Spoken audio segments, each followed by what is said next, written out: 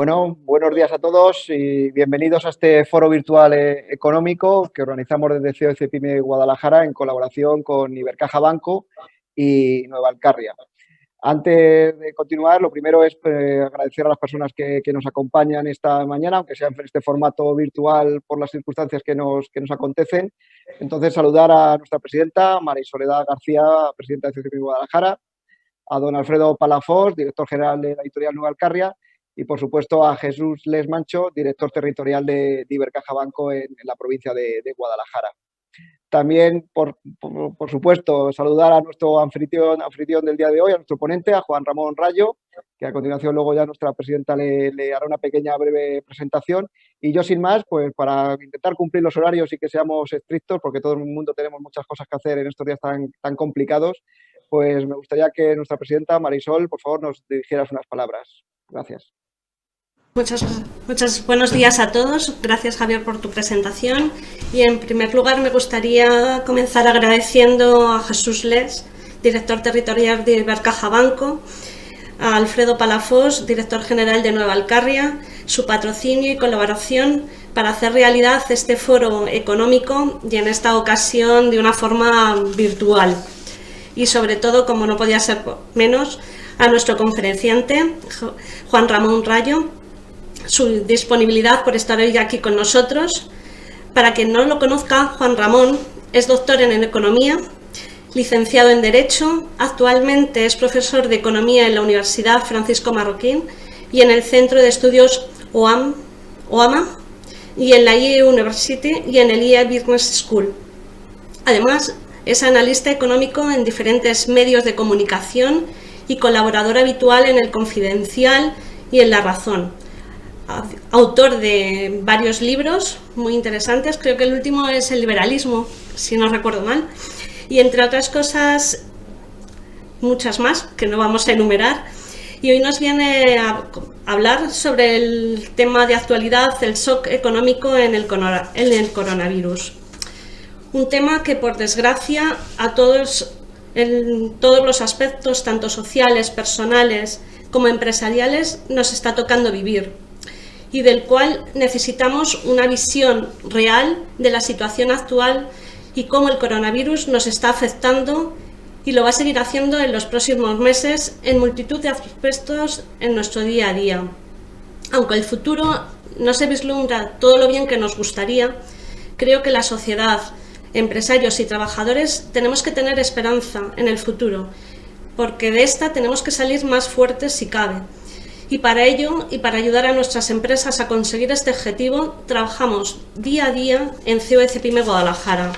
Nuestra organización ha estado y estará al lado de nuestras pymes, empresarios y autónomos para representarles, defenderles y ayudarles para que sigamos siendo y haciendo lo mejor que sabemos hacer, que es sin duda generar puestos de trabajo y riqueza en nuestra provincia. Confío en que este foro nos sirva como un espacio de reflexión y podamos obtener algunas claves del futuro que nos ayuden a seguir trabajando y levantando cada día nuestros negocios. Muchísimas gracias a todos. Pues muchas gracias, Marisol. A continuación, sin más, cede la palabra a Alfredo Palafox, director general de Nueva Alcarria. Alfredo, por favor. Hola, ¿qué tal? Muy buenos días a todos. Ya hago extensivos los saludos que han hecho Javier y Marisol. Y por parte de Nueva Alcarria, pues nada, intentar darle la mayor cobertura y agradecer la oportunidad que nos da COE e Ibercaja de colaborar con nosotros. Simplemente es eso lo que podemos decir y que esperemos que en breve el shock económico nos permita volver a hacer este tipo de eventos como nos gusta, con público, con gente y compartiendo la experiencia. Un saludo y buenos días. Muchísimas gracias, Alfredo. Y ya para terminar esta ronda de presentaciones, pues cedo la palabra a Jesús Les, director territorial de Ibercaja. Jesús, por favor. Gracias, buenos días a todos. Presidenta Marisol García, presidenta de COEC Pyme, secretario de COEC Pyme, también Javier Arriola, director general de Nueva Alcarria, Alfredo Palafox, también a nuestro experto económico de hoy en la jornada, Juan Ramón Rayo. Muy buenos días a todos, señoras y señores. Estamos encantados de participar en esta sesión a través de este formato digital, obligado ciertamente por las actuales circunstancias, y esto nos está permitiendo mantener esta digitalidad, ¿no? Nos está permitiendo mantener este tipo de actividades. Confiamos en que pronto, muy pronto, podamos retomar estos encuentros de manera presencial. Como decía, satisfechos de este tipo de encuentros por varios motivos. En primer lugar, pues porque es un acto convocado por COE-CEPIME, que es COE-CEPIME Guadalajara, organización empresarial muy arraigada en esta provincia y con la que venimos manteniendo unos estrechos e históricos vínculos con la que colaboramos en numerosas iniciativas como la que hoy nos ocupa, y tenemos un mismo objetivo, que es apoyar y respaldar al tejido empresarial, en este caso de la provincia de Guadalajara.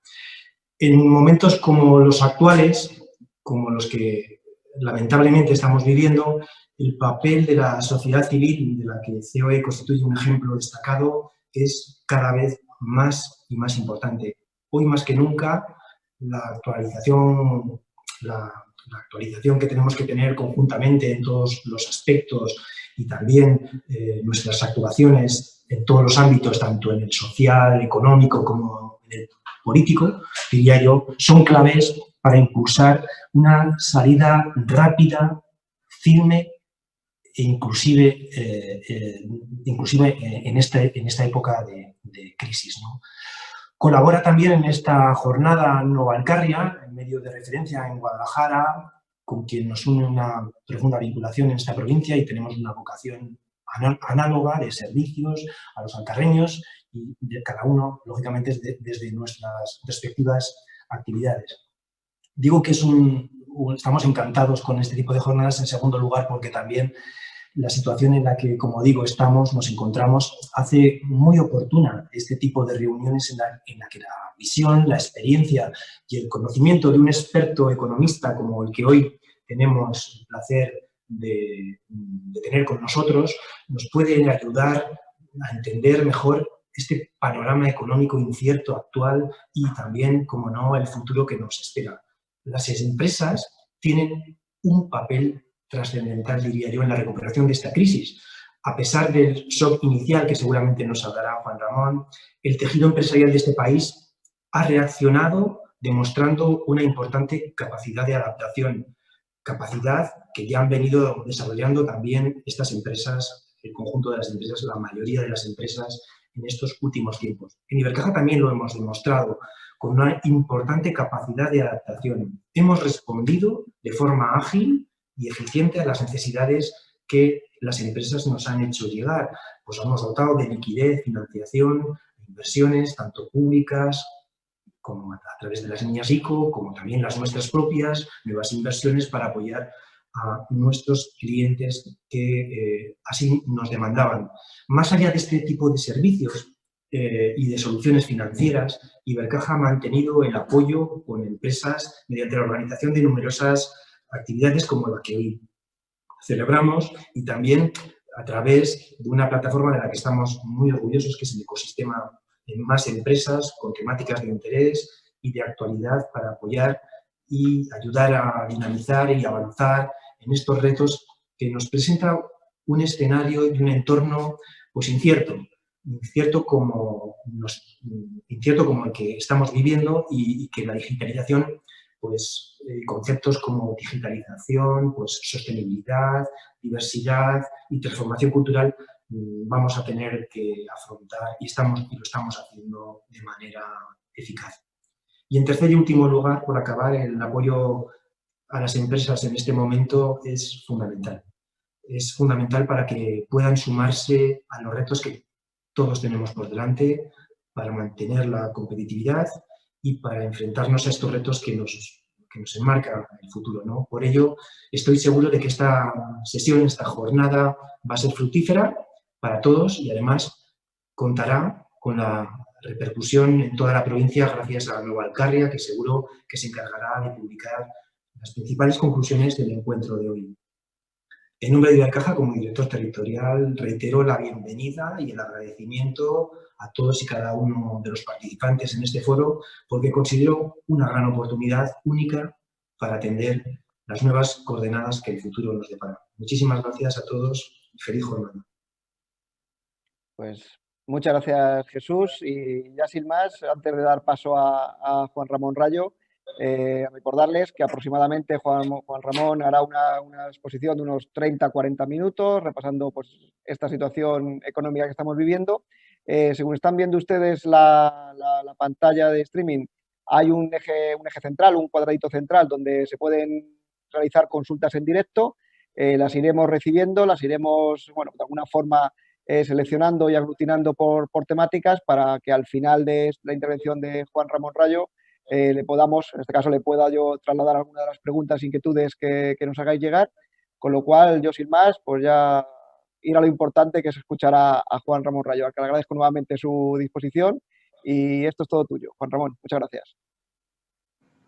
Bueno, pues buenos días y muchas gracias tanto a Novalcarria, Ibercaja como CEPIME Guadalajara por la invitación a este foro virtual para hablar precisamente de un tema que bueno, pues está de desgraciada actualidad, que es el shock económico que ha supuesto y que en principio va a seguir suponiendo el coronavirus durante este año y durante, no sé si solo los próximos meses, quizá incluso los próximos años.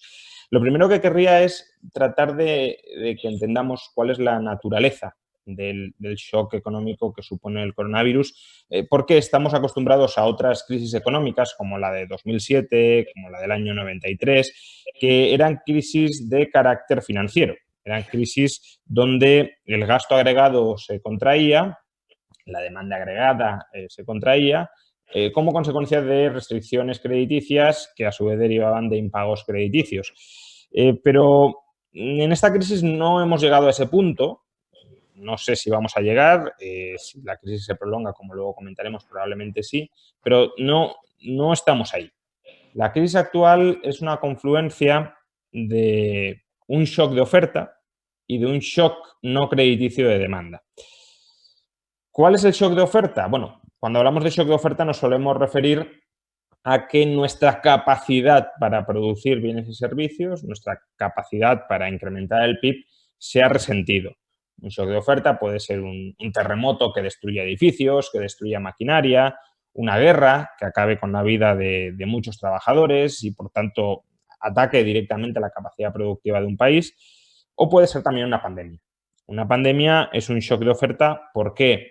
Pues porque en la medida en que un trabajador enferma, no digamos ya aquellas personas que han, por desgracia, terminado falleciendo como consecuencia de la enfermedad, pero simplemente si un trabajador enferma o si un trabajador ha de ser confinado porque está contagiado y queremos evitar que contagie a otros ciudadanos, o si los hijos de un trabajador han enfermado y se tiene que quedar en casa cuidándolos, eso supone una reducción de horas trabajadas a lo largo del año.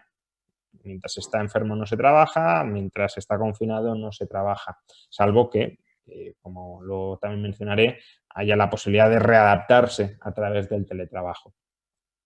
Y claro, menor cantidad de horas trabajadas, pues es menor producción al terminar el año. Ese es un primer shock, que fue además el shock que nos afectó más decisivamente durante los meses de febrero y marzo. En el mes de febrero todavía no había estallado la pandemia en España, o al menos no oficialmente, porque desde luego ya estaba el virus entre nosotros, pero sí había estallado con mucha contundencia en China, y eso lo que hizo fue que empezaran a escasear determinados bienes intermedios que necesitaban empresas europeas para seguir operando, y como se redujo la producción de determinados bienes intermedios, de esos bienes intermedios, las cadenas globales de producción se resintieron, y eso llevó a reducir o a paralizar parte de la producción interna en Europa. Pero junto con el shock de oferta, este shock de oferta, también nos encontramos con un shock de demanda. Cuando hablamos de shock de demanda no es tanto que no podamos producir, cuanto que no queremos que se produzca, no queremos gastar y por tanto no queremos consumir y, por tanto, producir. ¿A qué se ha debido el shock de demanda? Pues el shock de demanda se ha debido sobre todo a que los agentes económicos, por un lado, han dejado de consumir o han reducido significativamente su consumo de actividades sociales, actividades de consumo social, para minimizar el riesgo de contagiarse. Han dejado o han reducido su presencia en los bares, en los restaurantes, en los gimnasios, en las aerolíneas y en los hoteles. Y, a su vez, también ha habido una reducción del gasto para incrementar el llamado ahorro precaucionario. Es decir, voy a ahorrar porque no sé lo que está por llegar y, como no sé lo que está por llegar, prefiero tener liquidez para tener cierto margen de maniobra, lo cual significa que pues, aquellos gastos relativamente menos importantes los elimino, en perjuicio, obviamente, de los empresarios que proveían esos servicios que eran vendidos contra ese gasto.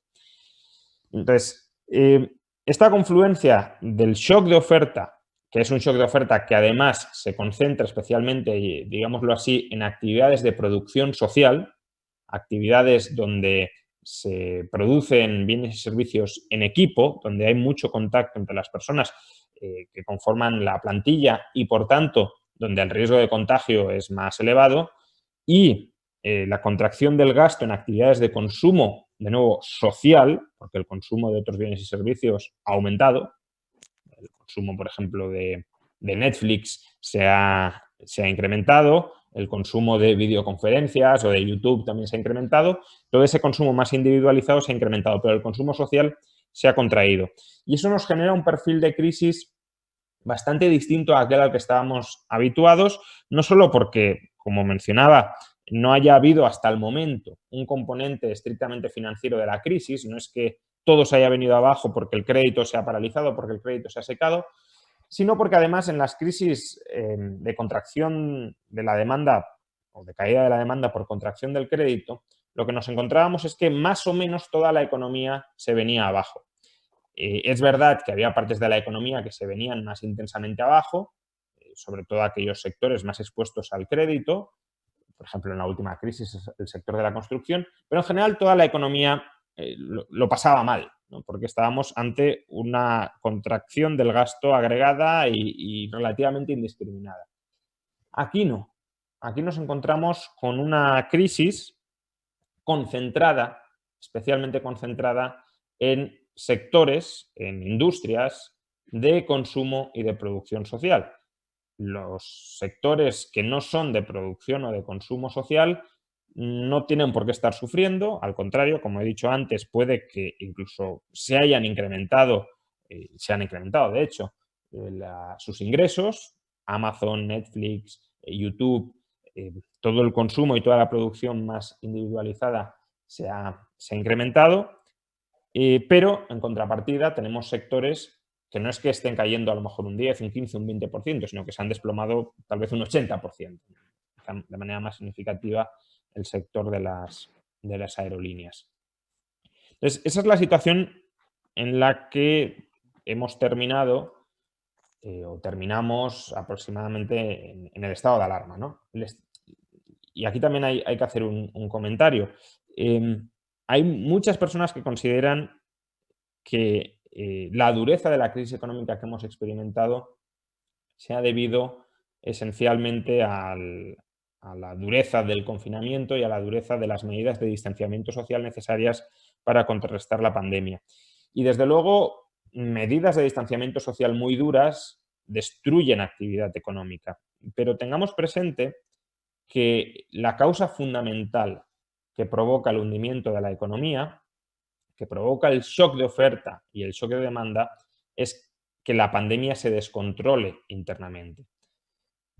Es como consecuencia de una pandemia descontrolada que hunde la economía y que, hasta que no se encauce, hasta que no se consiga controlar o normalizar, no permite que la economía resurja de manera sostenida, por lo que se implementan medidas de distanciamiento social que sí, a corto plazo pueden tener un efecto contractivo todavía mayor, pero que, si de verdad consiguen atajar el virus, a medio plazo pueden conseguir que que remonte la actividad económica, aunque con los matices que luego veremos, porque justamente España no parece que estemos en esa senda.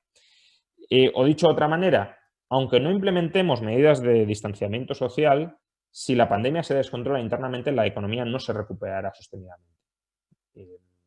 Tenemos el ejemplo, por ejemplo, de Suecia, que ha sido un país que apenas ha aplicado medidas de distanciamiento social, y es verdad que su actividad económica ha caído notablemente menos que la de España.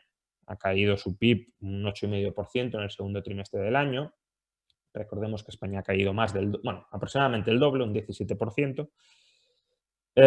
Pero si comparamos a Suecia con los países de su entorno que sí aplicaron medidas de distanciamiento social, como Dinamarca, como Finlandia, como Noruega, lo que vemos no solo es que el número de fallecidos en Suecia ha sido muy superior al de estos países, sino que la actividad económica también se ha contraído más a pesar de que no aplicaron esas medidas. ¿Por qué? Pues porque, y esto es importante entenderlo, si hay una pandemia descontrolada dentro, es la propia gente la que toma medidas de seguridad para evitar contagiarse, y eso es lo que provoca, como decía, el shock de oferta y el shock de demanda, es lo que provoca el distanciamiento social voluntario y es lo que hunde los servicios de producción y de consumo social. Pues bien, en esa situación llegamos a finales del estado de alarma, y ahí es cuando se nos dijo que, bueno, habíamos caído mucho para, digamos, tomarnos una especie de vacaciones de un par de meses para, por criterios sanitarios, exterminar el virus, acabar con el virus, conseguir suprimir la transmisión interna del virus, pero que a partir de ahí, sin el virus dentro, ya conseguiríamos remontar, ya conseguiríamos recuperarnos. Y se habló de una recuperación en dos fases. Se habló de una recuperación en V asimétrica, un término que se popularizó bastante, pero que en definitiva significa una recuperación en dos fases. Una primera fase de recuperación muy rápida, que podríamos llamar fase de reactivación del tejido productivo, y una segunda fase de recuperación más lenta y más incierta, que es la fase de reestructuración del tejido productivo. A mí esta imagen de V asimétrica no me desagradaba. No me desagradaba porque, efectivamente, si el virus se hubiese controlado definitivamente a finales de junio, habríamos asistido a una recuperación en V asimétrica. Es decir, habríamos tenido un crecimiento muy potente durante varios trimestres, especialmente durante el tercero, y de hecho pese a todo, lo vamos a seguir teniendo porque sería prácticamente imposible que no tuviéramos un crecimiento muy, muy fuerte. Para no crecer deberíamos producir lo mismo que en el segundo trimestre de 2020 y evidentemente vamos a producir mucho más, aunque sea porque parte de la actividad se ha normalizado frente al confinamiento y al estado de alarma. Pero el problema va a ser que justamente porque después de finalizar el estado de alarma, después de terminar el confinamiento, las autoridades no fueron capaces de evitar que el virus se volviera a transmitir de manera descontrolada. Es decir, el problema va a ser que por el hecho de haber caído en una segunda ola, la recuperación va a ser mucho más lenta de lo inicialmente esperado. La fase de reactivación va a ser más corta y menos intensa, y la fase de reestructuración va a ser más larga y más complicada. Simplemente una nota epidemiológica, si lo queremos, sobre los términos del control de la pandemia después del estado de alarma. Esencialmente hay dos estrategias para superar o para salir del estado de alarma y regresar a la normalidad. Una primera estrategia es la estrategia de supresión del virus, que lo que busca es que el virus desaparezca radicalmente de dentro del país, que no quede ni rastro del patógeno y, por tanto, que podamos volver a convivir con normalidad sin riesgo a contagiarnos. Evidentemente, para que esta estrategia funcione, primero has de cerciorarte de que el virus ha desaparecido internamente, no simplemente tener la sospecha de que lo ha hecho, sino estar, más allá de toda duda razonable, seguro de que eso ha sucedido, por tanto, que no haya ni casos activos ni que no los haya durante además varias semanas, no solo que ya no hayamos registrado ninguno y al día siguiente ya volvemos a la normalidad, ¿no? Y luego has de controlar la frontera exterior, porque si dentro del país ya no queda rastro del patógeno, pero te lo importas del extranjero, pues se puede volver a reproducir todo. Pero es una estrategia que, si es exitosa, pues permite que la economía vuelva a la normalidad, ¿no? Es la estrategia que han seguido Taiwán, que han seguido Nueva Zelanda, que ha seguido Singapur, ¿no? Ayer Singapur confirmó que por primera vez no tenía casos activos de coronavirus dentro de la ciudad, y también la que ha seguido China. China ya sabemos que también ya ha vuelto bueno, que este año va a crecer según las estadísticas oficiales.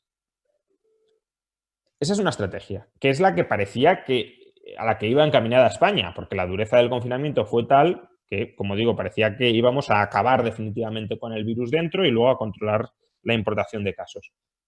La otra estrategia es la estrategia de mitigación de la transmisión, que consiste en que el virus sigue entre nosotros, pero en todo caso establecemos una infraestructura de detección precoz de los contagios para evitar que la transmisión comunitaria se descontrole y vuelva a saturarse el sistema sanitario. De esa manera podemos regresar a la vida normal, la gente se seguirá contagiando, pero en unas cantidades manejables por nuestro sistema sanitario, y poco a poco, esa es la hipótesis al menos, iremos avanzando en la inmunidad de grupo, ¿no? Al cabo de algunos años se habrá contagiado la mayor parte de la población y, por tanto, ya tendremos barreras naturales frente a la propagación del virus.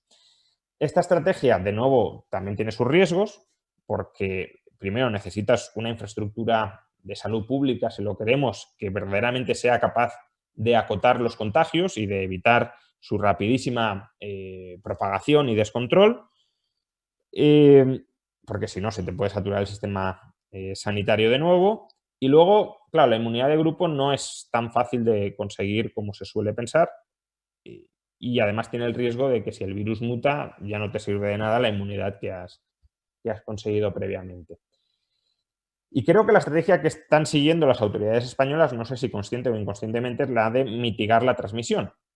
El problema es que se está haciendo fatal, porque si tú tienes un sistema de mitigación de la transmisión que realmente funciona, que realmente es eficaz a la hora de detectar tempranamente los contagios y los contactos de los contagios, de tal manera que la gente pueda entrar, digamos, en un bar sin miedo a contagiarse, o sin miedo a que si se contagia va a ir a un hospital saturado y no va a tener una atención sanitaria adecuada, pues si eso no se hace bien, se descontrola en sucesivas olas de nuevo la pandemia, y eso provoca primero hundimientos de la actividad.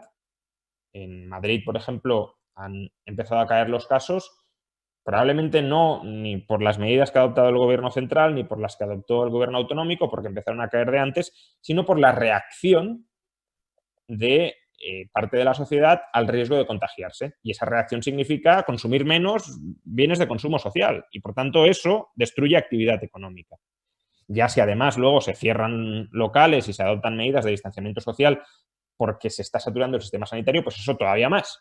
Pero que la causa originaria es, como digo, el descontrol de la pandemia. Entonces, si se van generando sucesivas olas, la etapa de reactivación, que era básicamente que los negocios que habían sobrevivido al confinamiento pudiesen levantar cabeza y pudiesen volver a operar con normalidad, esos negocios no terminan de operar con normalidad, no terminan de levantar cabeza. Y por eso, cada vez, sobre todo si no conseguimos controlar la pandemia y la actividad no se termina de normalizar, cada vez va a haber más empresas que integren la categoría de empresas que necesitan ser reestructuradas y, por tanto, que no van a volver a producir con normalidad en la etapa de reactivación, sino que van a caer, o su situación va a caer de lleno en la etapa que llamábamos de reestructuración. ¿Qué dos tipos de empresas no van a ser capaces de operar o no están siendo capaces de operar con normalidad en esta etapa de nueva normalidad? Bueno, pues hay dos empresas que van a ser problemáticas. Una un tipo de empresas problemáticas van a ser las que se hayan descapitalizado durante el estado de alarma o se estén descapitalizando ahora durante la segunda ola o se descapitalicen más tarde en una posible tercera ola durante los próximos meses si no mejoramos los sistemas de rastreo, de testeo para la prevención de los contagios. Si una empresa se descapitaliza, aunque tenga un buen modelo de negocio, esa empresa no va a poder operar ni generar valor de nuevo. Un segundo tipo de empresa que no va a poder operar con normalidad y que por tanto se va a tener que reestructurar son las empresas que hayan caído en industrias donde la demanda se haya hundido estructuralmente como consecuencia de la pandemia, pues lo que he mencionado antes, la industria de la restauración, de la hostelería, de las aerolíneas, que no significa que todos los negocios en estas industrias vayan a desaparecer, pero sí es muy probable que tengamos sobrecapacidad instalada a raíz precisamente de un cambio de hábitos de consumo por cuestiones sanitarias, sobre todo si no controlamos la pandemia. Porque si la pandemia se convierte en endémica, pues evidentemente vamos a tender a ir menos estructuralmente a bares, menos a hoteles, menos de viaje al extranjero, si es que levantan las restricciones, etc. ¿Qué significa reestructurar esa parte de la economía? Pues significa recapitalizar los modelos de negocio sanos, los modelos de negocio funcionales que se hayan descapitalizado durante los meses anteriores para que puedan volver a operar, y eso significa inyectar ahorro, inyectar inversión que viene del ahorro en parte del tejido empresarial, y para eso necesitamos amasar ahorro interno y atraer financiación exterior.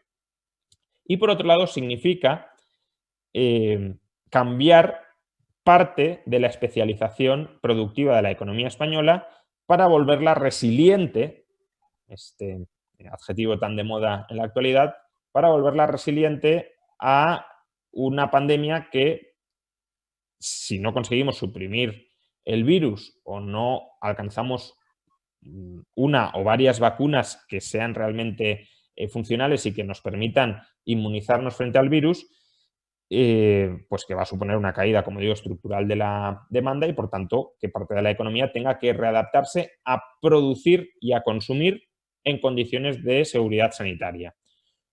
¿Cómo se reestructura la economía para producir en condiciones de seguridad sanitaria? Pues, por ejemplo, a través del teletrabajo. El teletrabajo permite el distanciamiento social y en la medida en que un determinado empleo sea externalizable a través del teletrabajo, pues es un cambio de estructura productiva que permite mantener la producción sin que se vea afectada por la pandemia. Problema, que no todos los empleos se pueden prestar a través del teletrabajo y además, si lo queremos, y ya es un tema no tanto de eficiencia económica, sino de igualdad o desigualdad en la distribución de la renta, lo que sabemos es que las personas con menores salarios tienden a integrar industrias donde los puestos de trabajo son menos prestables a través del teletrabajo, con lo cual el desempleo y los bajos salarios, la destrucción de riqueza, digámoslo así, por la pandemia, se va a concentrar en aquellos que ya tenían salarios relativamente más bajos.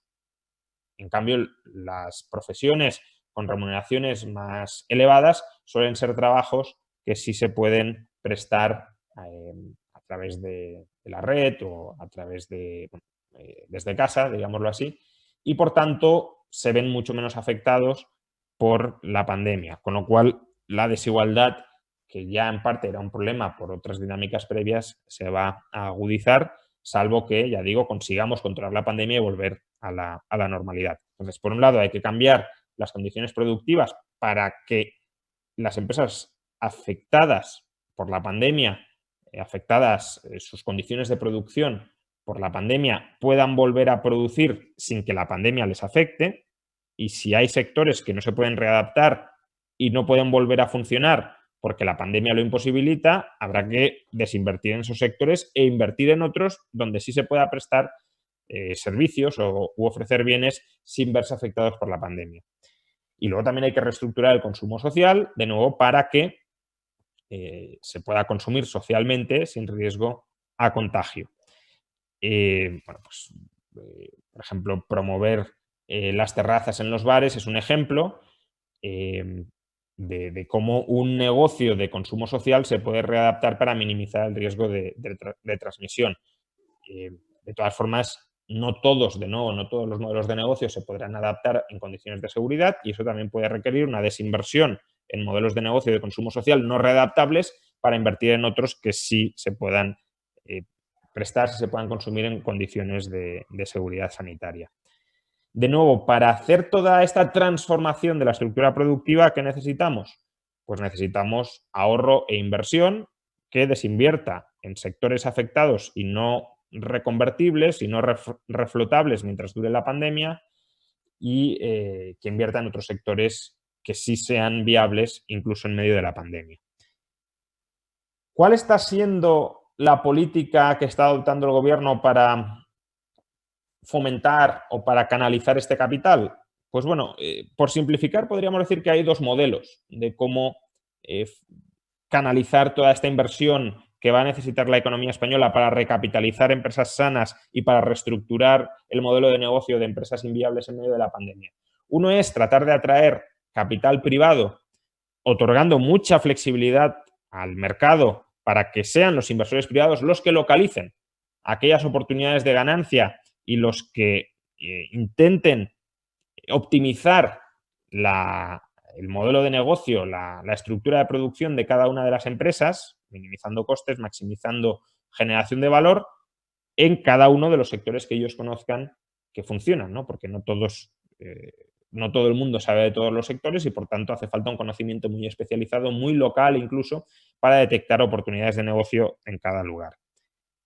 Otro modelo es el modelo de que el Estado capte el capital y incluso en condiciones de mucha rigidez en los mercados, se encargue de decidir dónde se invierte y dónde no se invierte, qué empresas reflota y qué empresas no reflota, qué sectores promueve y qué sectores no promueve.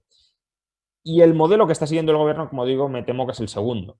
El gobierno se vanagloria de haber conseguido 140.000 millones de euros de Bruselas, se vanagloria también de que quiere contrarreformar parte de la estructura regulatoria española para volverla más rígida, pero que eso no será un problema porque ellos, con el capital que tienen, van a impulsar los sectores estratégicos que ellos consideran que deben ser impulsados.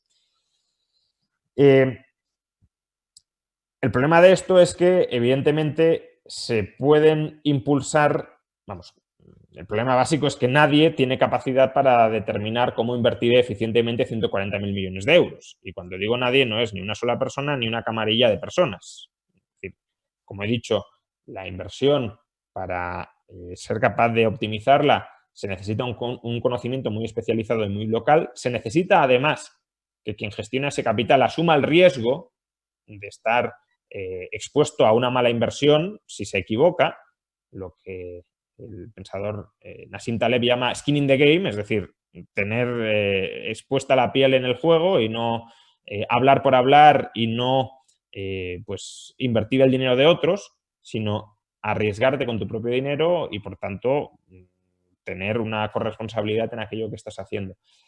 Como eso no sucede, es muy probable que la mayor parte del dinero de Bruselas o se destine a modelos de negocio no viables a medio y largo plazo y a modelos de negocio que sirvan más a los objetivos de los partidos que reparten esos fondos que a fomentar el crecimiento a largo plazo de la economía española. Y eso no sería dramático si al mismo tiempo tuviéramos al sector privado siendo de alguna manera auxiliado o ayudado o impulsado para que el sector privado, por su parte, seleccione buenos modelos de negocio, invierta en ellos y desarrolle y reestructure y modifique la economía española. ¿Cuál es el problema? Que España se está hiperendeudando durante este 2020 y lo va a seguir haciendo durante los próximos años para sostener o mantener a flote parte del tejido productivo que no sabemos si es viable a largo plazo o no. Incluso el dinero que viene de Europa, aproximadamente la mitad, es un dinero que es deuda y que, por tanto, vamos a necesitar devolver en el futuro.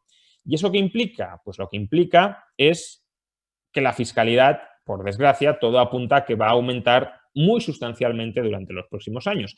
Ya estamos viendo algunos destellos de esas amenazas de mayor fiscalidad que vienen. Una de las últimas fue elevar al 21%, veremos si termina materializándose, el IVA de escuelas privadas y de hospitales privados, lo cual supondría un mazazo para muchos de estos negocios en la medida en que parte de la clientela no tendría capacidad para abonar ese sobreprecio y si lo tienen que absorber contra margen de beneficios, pues no todos estas empresas privadas serían capaces de hacerlo.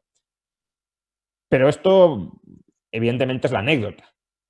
El gobierno ya ha dicho muchas veces que quiere acercarnos a la fiscalidad europea, que eso supondría subir la presión fiscal en unos 7 puntos sobre el conjunto de España y, por supuesto, también sobre las empresas.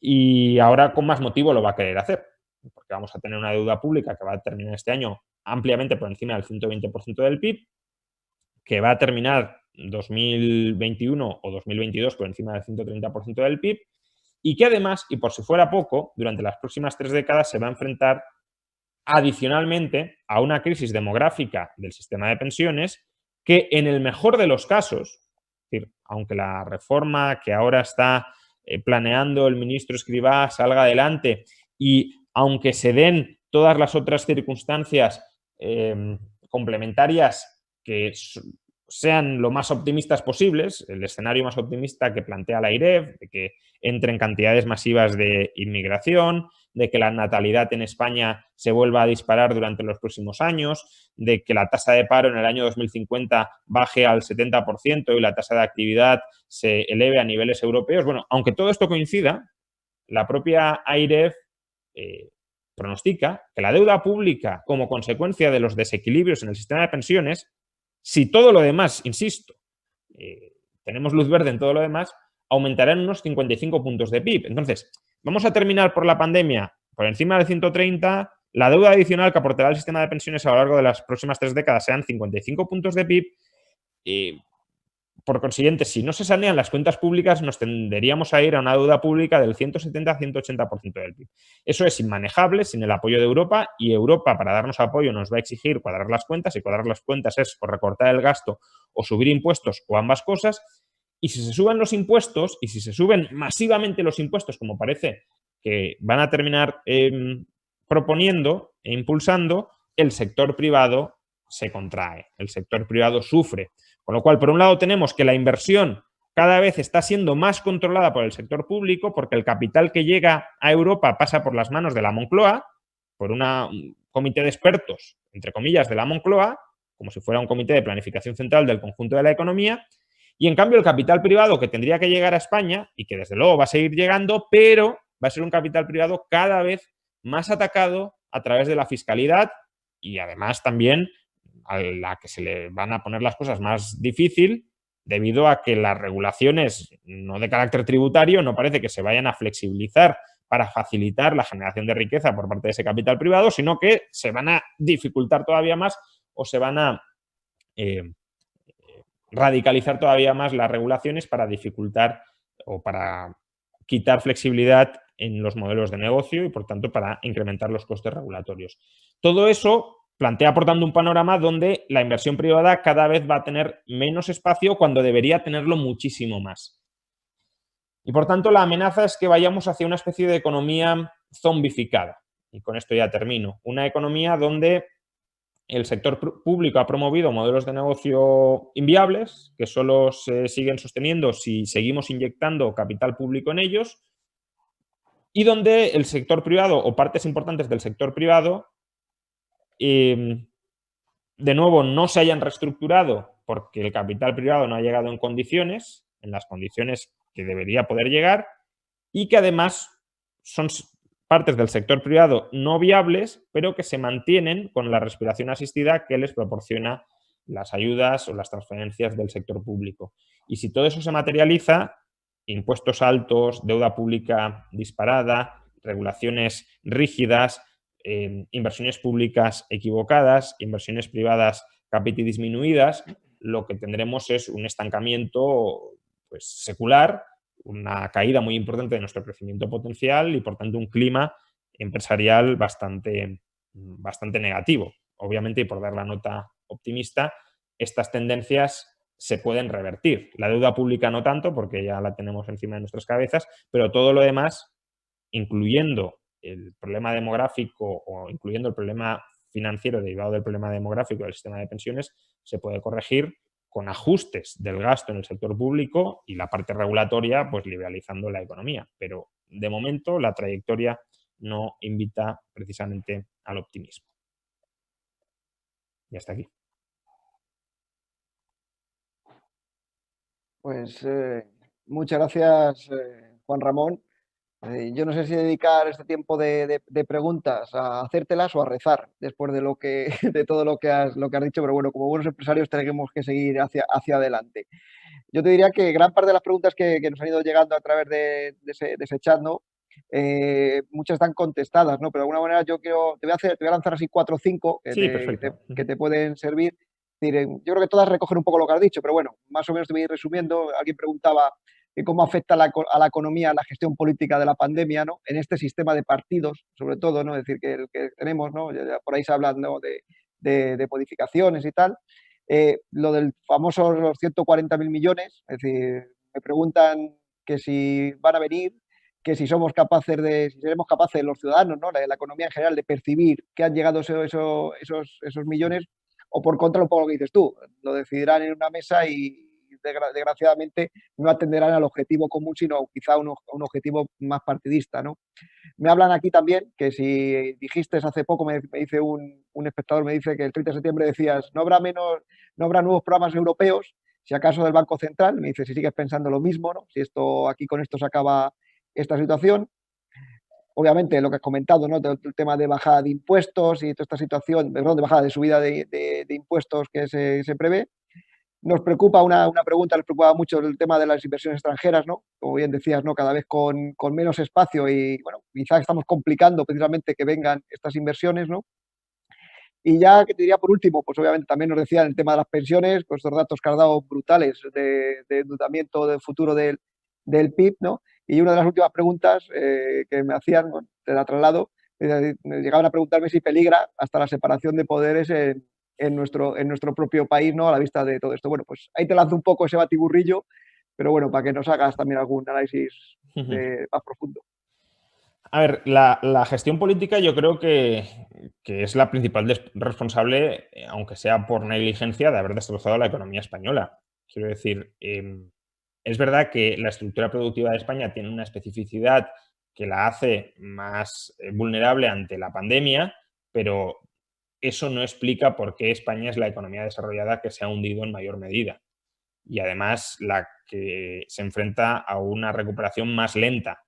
El Fondo Monetario revisaba al alza todas las previsiones de crecimiento de este año, menos la de España. ¿Y por qué? Pues por lo que he dicho antes, mientras la pandemia no se controle, la recuperación va a ser muy frágil.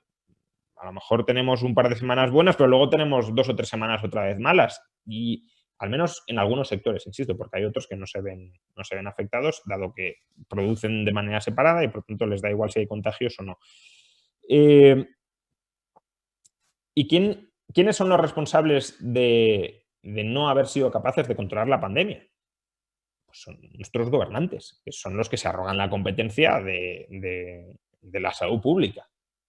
Y, por tanto, ellos, a todos los niveles, municipal, autonómico y central, son los culpables de haber dilapidado el enorme esfuerzo que hicieron los españoles durante el estado de alarma. Porque es que no debería ser concebible ni admisible que termináramos el estado de alarma con una incidencia acumulada de contagios de en torno a 10, 15 casos por 100.000 habitantes y ahora estemos en 200, 300.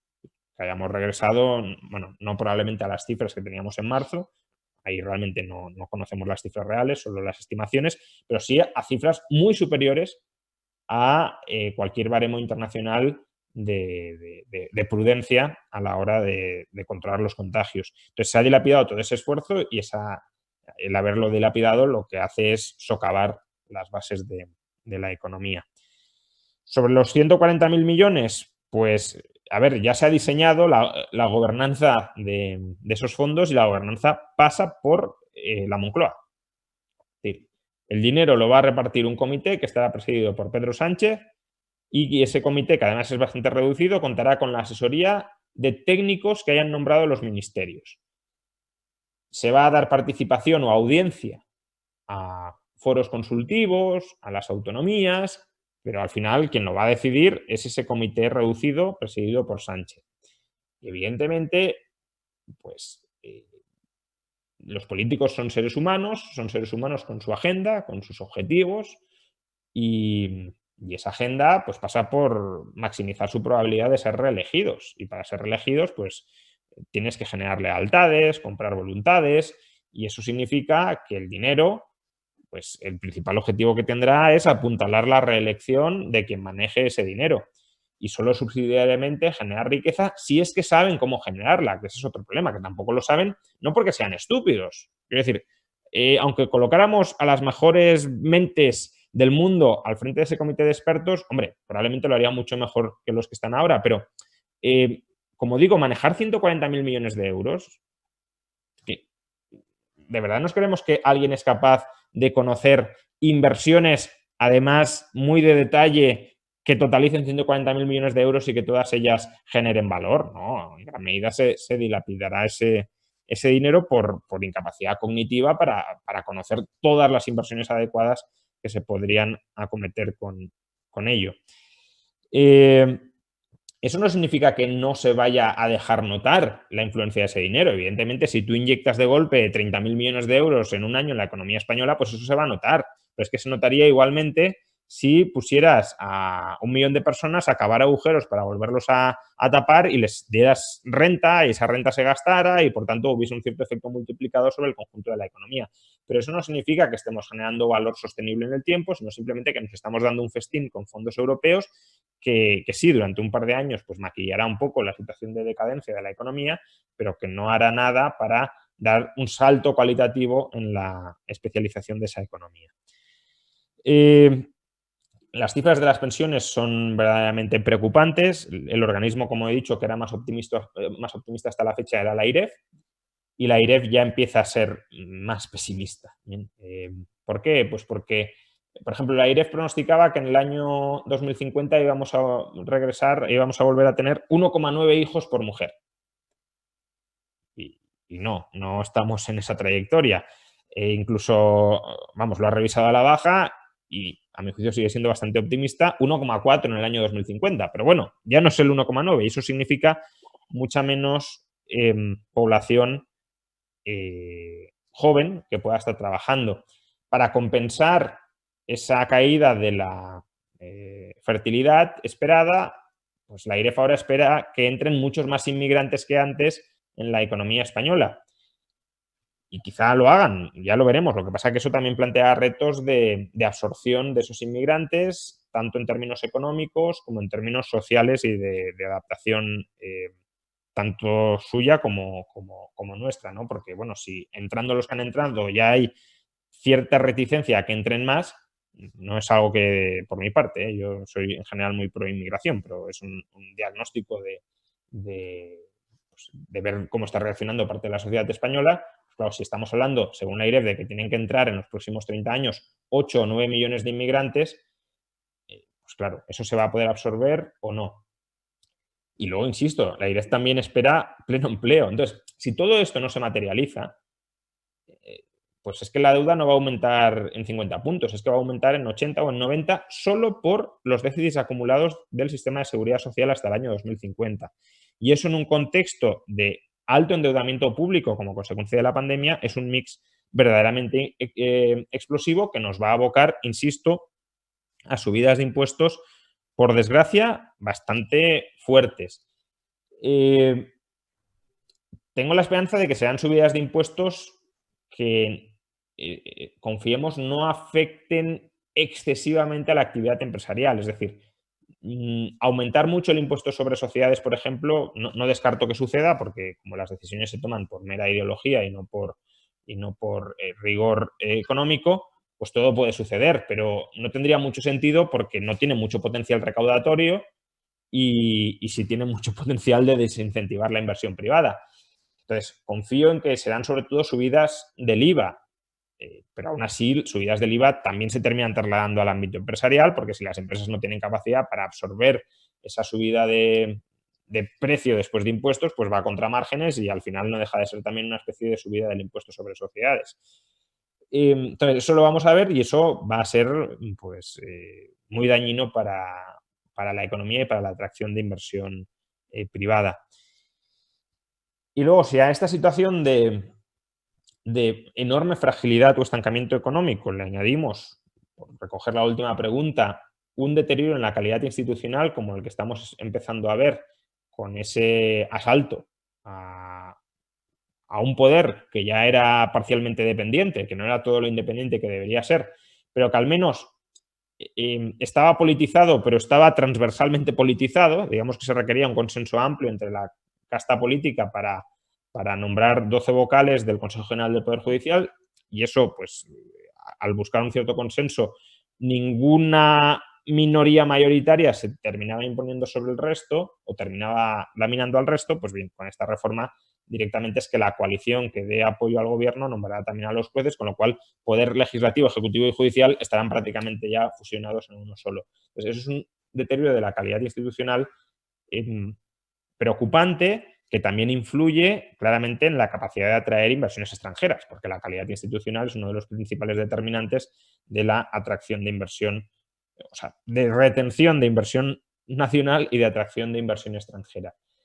Y ya por último, había una pregunta que era algo así como, ¿es seguro que nos van a dar los 140.000 millones de euros? A ver, creo que los van a dar, pero no es seguro. Es decir, esta es la propuesta que ha hecho el gobierno, muy inespecífica, porque no hay, o sea, en ningún lugar se dice vamos a invertir tanto dinero en esto. No, de eso nada, simplemente son objetivos genéricos. La Comisión Europea podría requerir mucha más concreción para darnos el dinero. La cifra de 140.000 millones es el máximo que podemos solicitar, pero no es necesariamente el dinero que nos van a dar. Y además recordemos que hay condicionalidad económica y también política. Y aquí ligo con la anterior pregunta, ¿no? Una de las condiciones es que no haya un deterioro del Estado de Derecho. Veo muy complicado que la Unión Europea nos presione por ese lado, pero bueno, hoy mismo, por ejemplo, el segundo del Ministerio de Exteriores polaco ya está pues azuzando a la Comisión Europea diciendo a nosotros nos habéis criticado por hacer exactamente lo mismo que está haciendo España ahora, ¿por qué no criticáis a España por hacer lo que hemos hecho nosotros? Entonces, bueno, no es descartable que haya un pronunciamiento, aunque no creo, porque el peso político que tiene España en la Unión Europea es muy grande, ¿no? Bueno, muy grande. Es de entre los grandes y, por tanto, es complicado que se le afee públicamente mucho la conducta. Pero bueno, hay que considerar que a lo mejor no llega todo ese dinero. Y sobre si va a haber más programas, no creo que haya más paquetes extraordinarios de ayudas por la pandemia. Otra cosa es que en el futuro haya una crisis muy seria de supervivencia de la zona euro, como la que vimos en 2012-2013, y ahí se aprueben medidas extraordinarias para evitar que se rompa la zona euro. Pero fondos vinculados a la recuperación de la pandemia no lo veo, porque los anteriores ya costaron lo suyo y no tendría sentido que se aprobaran otros nuevos sin haber testado cómo han funcionado los anteriores, ¿no? Entonces, yo eso lo veo mucho más complicado. Pues, Juan Ramón, hasta aquí. Yo creo que somos casi puntualidad británica, con lo Muy cual bien. que es importante también esta situación. Agradecerte enormemente tu tiempo, en este caso tu sabiduría, todo lo que nos has transmitido. Yo creo que, bueno, pues hemos tocado todos los temas que queríamos tocar y queríamos conocer, ¿no?, de primera mano en este caso como experto económico. Y yo, sin más, pues darte de nuevo las gracias, también dar las gracias a todos nuestros asistentes y, por supuesto, pues agradecer a este caso nuevamente a Ibercaja Banco y a Nubalcarria su colaboración para que este tipo de foros sea realidad. Y bueno, pues confiar que dentro de poco podamos al menos bueno, pues continuar con nuestra vida, con nuestra actividad, que es lo que queremos al final, lo que queremos los empresarios.